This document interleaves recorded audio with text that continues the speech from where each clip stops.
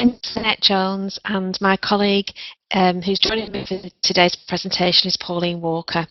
We are part of the Enfield Family Turnaround team, and I'll explain what that is in more detail as we move on with the presentation.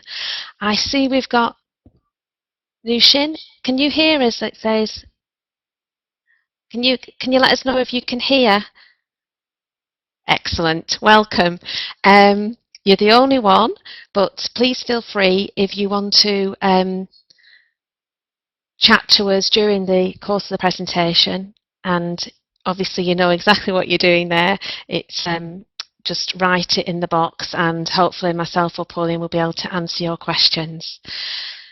Today's presentation, what we're going to look at first is I'm going to give you a brief summary of the ethos of the Enfield Family Turnaround Project, and then Pauline will work through a couple of case studies where we show how we integrate and make sure that the fathers or the male members of the family are part of the intervention. And the final part of our presentation, we're going to look at some strategies that we have used and found helpful in engaging fathers and male members of the family in their children's lives. The Enfield Family Turnaround Project is a big lottery funded project which was started in April 2012. So we're now 2 years into the project. There are 26 of these projects across the UK. It's under the Improving Futures programme.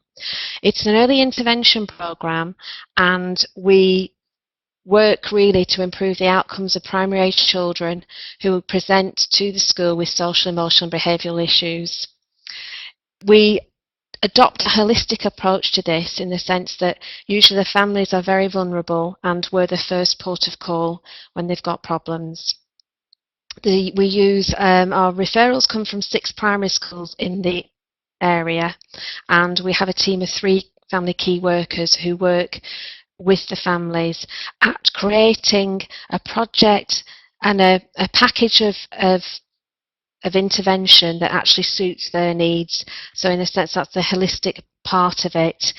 We hope that we empower these parents, so if they fall into some difficulties in the future, that they can fall back on these tools to help them get out of those problems themselves. This diagram really illustrates that we see the child at being the centre of our work, although as I've said, the family key workers work predominantly with the parents, and the 5 areas around this circle are factors that we have found really have a great influence on the child's emotional and behavioural patterns. And obviously it's for us to work with the families to ensure that we can help with these issues. We can take them one at a time. We've got housing, which in Enfield and certainly across a lot of local authorities now, with the change in legislation, we've seen a great impact of the number of parents coming with us with a number of housing issues. That might be that the house itself there's problems with damp, or it's just not fit for purpose, and that impacts on the child's health. We also have obviously the housing, the bedroom tax, which has caused a number of our families to downsize, so that brings with it overcrowding issues. And then you've got the issue of actually how they pay for this, with the benefits cut as well having an impact. And that really links into, on the second square there, which is money. A number of our families are on welfare benefits or single parent families, and the credit crunch has really had an impact on how they are able to make their money stretch further. So we offer advice on that, and we do sort of money management courses for our families within the school setting. Relationships is an interesting one, and particularly with fathers. We have a number of single parent families, but we also have a number of families who, what we class them as a passive father in that relationship, where they don't see themselves as being the main parent, and they leave it to the mother to sort of set boundaries and routines, and that can have sort of a negative impact on how the child, because they recognise that actually they're not both singing from the same hymn sheet, so problems can arise. Routine, as I said, is again, it's linked in. A number of our families, it's just basically knowing how to set a routine and boundaries for their child, and we work very closely on helping them with strategies to do that better. And our final square, but certainly not the least, is emotions. A number of our families will come to us with their own issues of low self-esteem and confidence, but also they may be suffering from mental illness, and that may come out in the form of depression. And this sometimes has a sort of a mirroring effect on, because that kind of behaviour then can mirror back onto the child. So they're kind of the 5 areas in particular that we focus on. As I mentioned earlier, we have 3 family key workers, and we're very fortunate we have a male Somali key worker as well, so that gives us an added dimension to help ensure that we engage with the fathers. They work with the families over a maximum of 6 months, and the 3 areas there, boundary setting, routines and supporting emotional needs, that we use the Outcomes Family Star as a visual and a template really to work with the families to create that action plan that we talked about earlier. They have 8 stars, and the 3 prongs here, the boundary setting, routines and supporting emotional needs, they're the 3 that the family key workers spend the majority of the time working with the families to ensure that there is strategies to improve the performance, if you will, on those areas.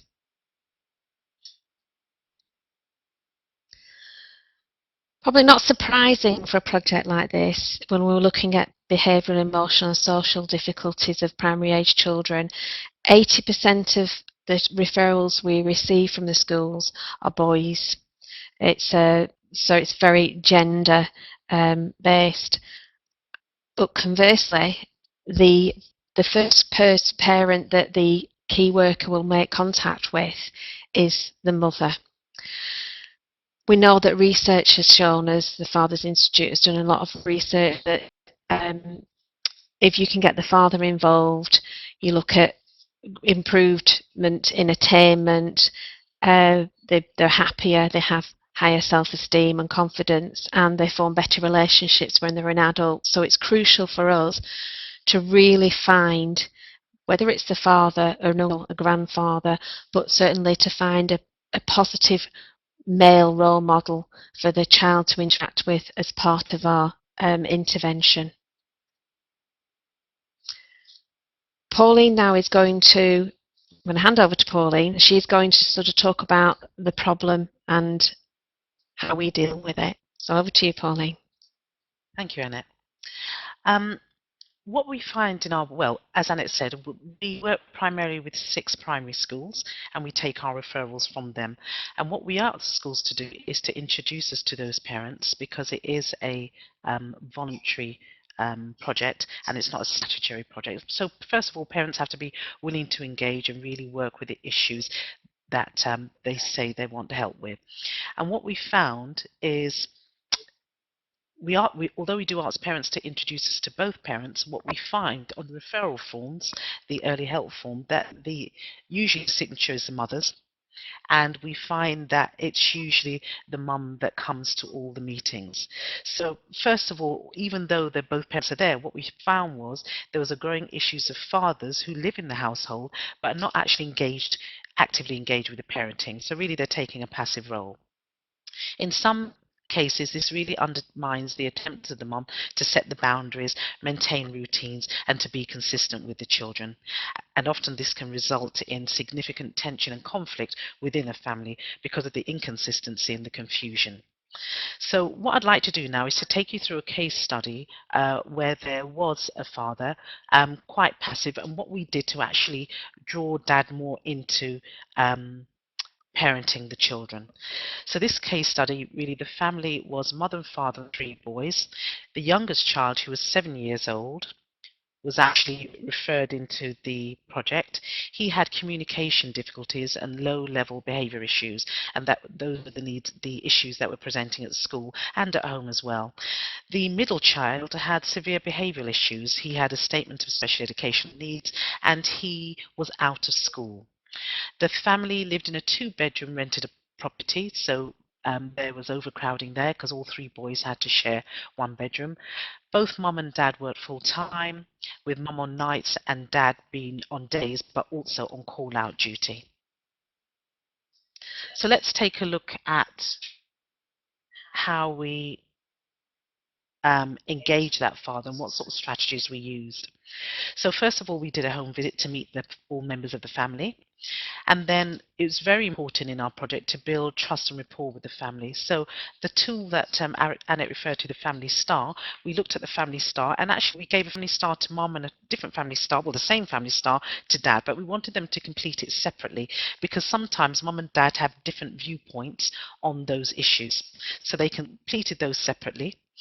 Because the family also had other agencies involved with them because of the middle child and the behavioural issues which were really impacting on the family and the younger child who was referred into the project, it was really important that we got all those agencies around the table. So that's called a team around the family meeting, where we had all members of the family, social services, parent partnerships service because the middle child was statemented, and we got everybody around the table to see what input had been given by those services and also to agree how we would move the family forward.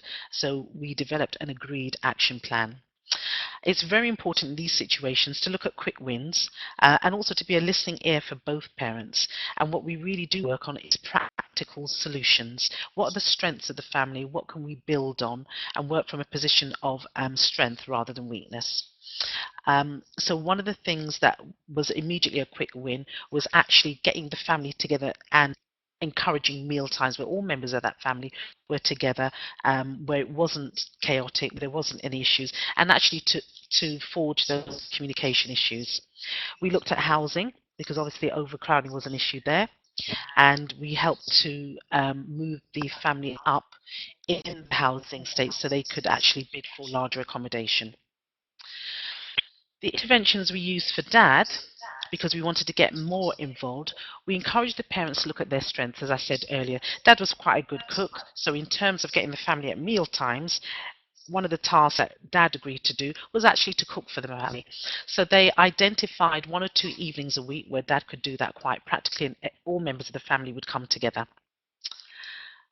We then looked at the relationship between the children themselves and tried to find a way that we could create harmony within the home, because of the behavioural issues of the middle child, there was a lot of tensions, and what the younger child was seeing was the family operating in times of chaos. So it was really important to create harmony within that family. So we looked at, the boys were quite sporty, so we looked at and encouraged each child to attend the other child's sporting events. Football was high on the agenda. Dad was quite sporty, so encouraged dad to take the boys football, to attend the school events, and also encouraging dad to attend those team around the family meetings. So this really went on creating rapport, harmony with the family, and opening up those communication channels and really getting dad more actively involved. This all culminated in a summer residential that we had, where instead of mum accompanying the boys on the summer residential, we encouraged dad to do that. So he took along the 2 younger boys and mum stayed at home. So again, another way of encouraging communication and bonding between the dad and the boys. And actually on that residential, dad became not only a positive role model for his boys, but for other families as well, because he was really showing other families what dads could do, didn't cost a lot of money, and how they could become involved. So those are sort of strategies and interventions we use. I'm going to hand you back to Annette now to give you a bit more on the interventions of the child.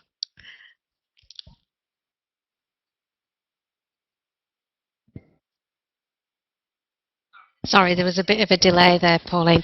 Thank you. Yes, as I mentioned in my previous slide, we also ensure that we provide interventions for the child, although the majority of the time the key work of the parents. So what we provide as a programme is a play therapist who comes to the school, and with this particular child, he was able to access 12 weeks of play therapy, which was invaluable space really for him to feel that he had somebody that he could confide his issues and thoughts, and or just a space really just to be a normal sort of 7-8 year old. We also have commissioned a local voluntary community sector organisation, Enfield Parents and Children, to commission them to provide an after-school club called Kids Club. Now this is focused on providing children who have low self-esteem and confidence a safe place to play through art, craft, sports, a chance as well to have a mentoring experience with male volunteers, and I'll talk about that later in the presentation. We encourage the family to attend a family fun day. We hold them every half term, and the theme is communication. And again, I'll give you some more information further on in the presentation about that and the outcomes of such an intervention.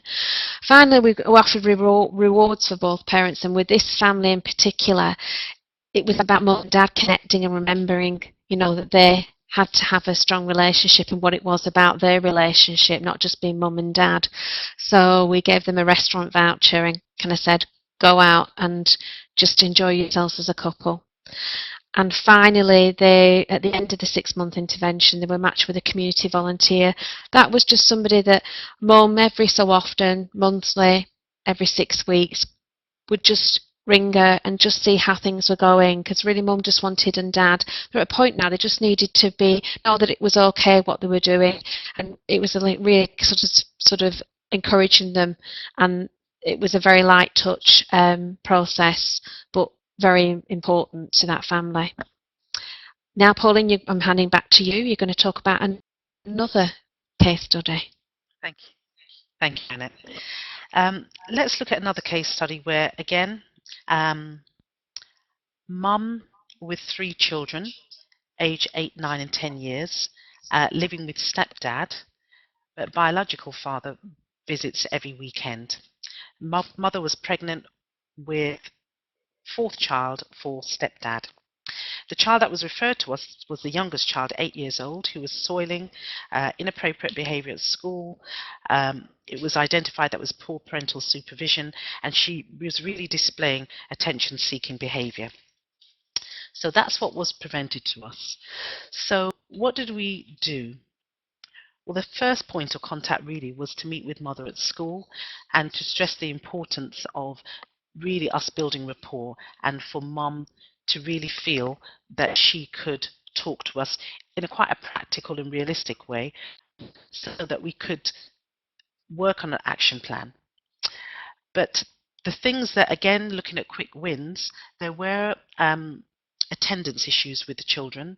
So one of the things that was quite easily done was to attend school attendance panel with mum when she had meetings with the education welfare officer.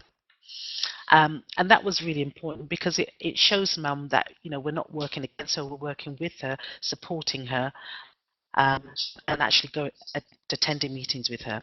It's very important at this stage to set the ground rules for the nature of our support. So on both sides, the expectations and responsibilities are highlighted.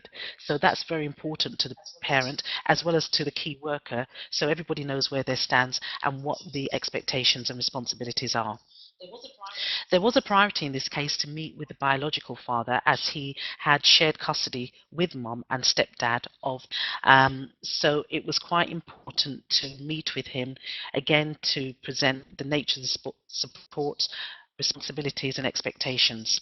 This was done through a number of telephone calls and letter, and because of the complex nature of the family tree, it was essential to organise a team around the child meeting and to get dad on board to come to this so he could hear what was going on, what agencies were involved and what his role was as well. Family stars were given to both parents, and I asked them both to fill them in separately.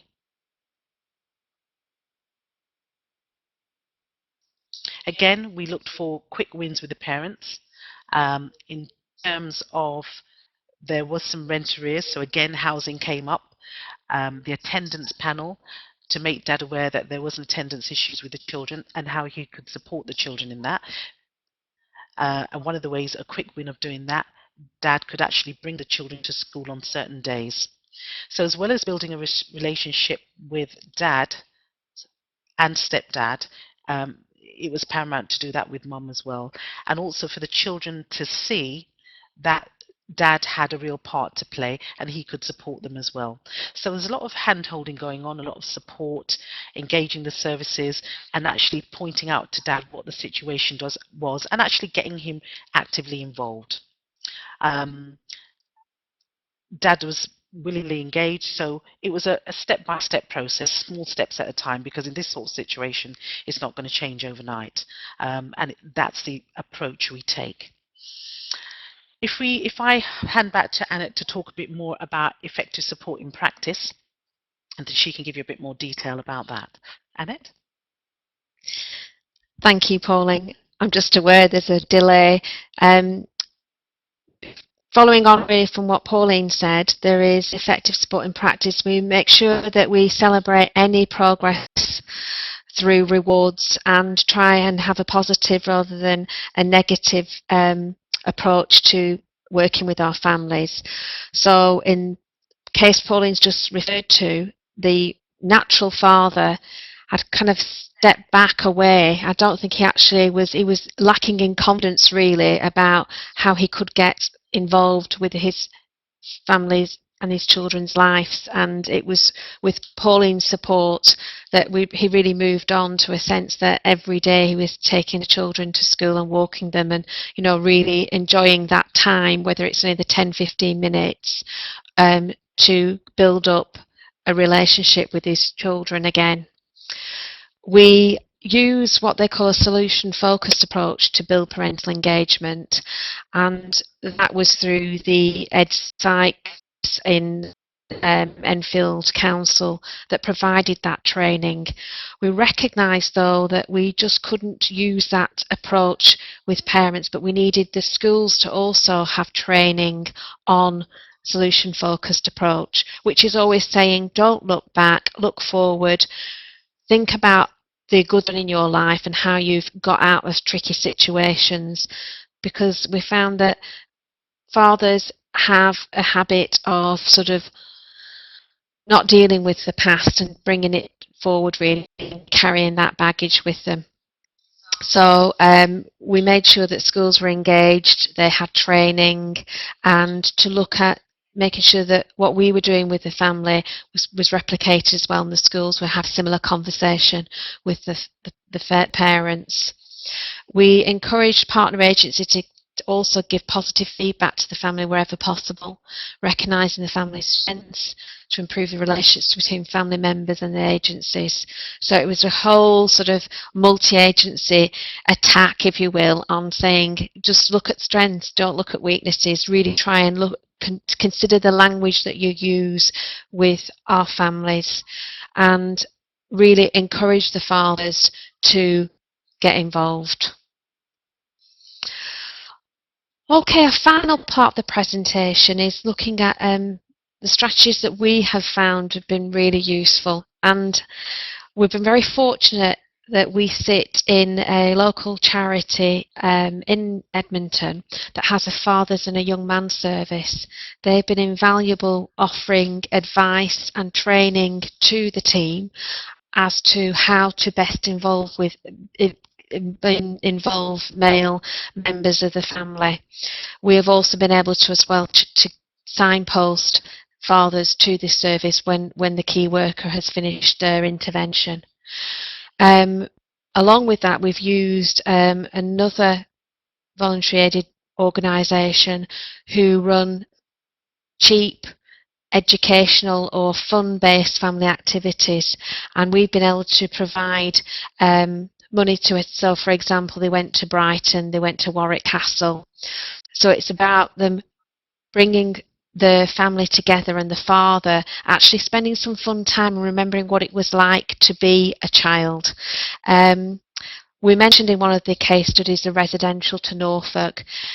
Residentials are always, although quite expensive, we were very fortunate to get again the support of another voluntary community charitable organisation to give us a week's at a fabulous house in Norfolk, and it was then left up to the families really to set the timetable, and some of our fathers were really, they loved it, they took the lead, but they also set an example for others who were a bit shyer and a bit unsure of what really to do with their children on a seaside setting. Sport's the usual one, and I have to say it does work. So, we encourage our families to join and attend. There's a lot of football, Saturday clubs, and that again is great for the young child as well, especially if they have behavioural problems. It gets out that kind of aggression. We're also fortunate that we have a karate club, which is really been very successful, and there it's about teaching the child the importance of self-control, and not to sort of the anger issues is another way of keeping them at bay, if you will. We also have a build a bike course that we send, where it's a 4-week course where basically bikes are given to the charity and they are sort of collected in need of repair, and for 4 weeks the father and the son will build their own bike, and at the end of the session they're able to take that bike home with them, and there is activities are signposted to where they can join a cycling club, but it's the actual building and that quality time that they spend is the most valuable part of that. We have, as we mentioned about family activities days we run during the half term. We've ended up over the last 2 years honing this in now to a communication workshop. We call it the Chatterbox. What was really evident to us is that the fathers who did spend what they said time with their children, when we delve deeper into that, they appear to spend time doing really quite passive activities. So they take the child to the cinema, or they go and watch the child swim. So the interaction between the father and the child and the opportunity to have a conversation was kind of lacking. So we worked with a local drama and arts charitable organisation, and they have designed, and we've continued to work with them really, a workshop where it's back to old-fashioned kind of board games, communication, team building, really say sports, not sports actually, but arts and that kind of activity where they make something together or they do something, but it's that process again of finding the child within the adult and the child having an opportunity to see the parents having fun. The final and probably one of the other sort of very important strategies we use is the recruiting community volunteers. That is an outcome of the project, that we have to find volunteers within the community and engage them to get more involved in the local community. Oh, it's gone. It went back. Sorry, it just went dark on me. Go back to my original. So we use and we do recruit male volunteers who fit the ethnicity as well. That is slowly but surely, we would like more, but it's certainly one of the development areas within our project. As I said, we're 2 years in. The result of all this is that I still don't think we've got all the answers, but it's still early days. What we're currently in the process of doing in our final year of this project is writing a joint bid with the Father and Young Man Service as part of Enfield Parents and Children, looking at how we can run concurrent sessions with the the children and the fathers. So we might provide an intervention with the children, such as a kids club, but we'd also be providing something for the fathers of those children, so we can try and bring them together. We're also, the kids club, as I mentioned, has been something that's been very successful. I think the model as well is really something that we could sustain, in that it uses volunteers from the community to lead the activity.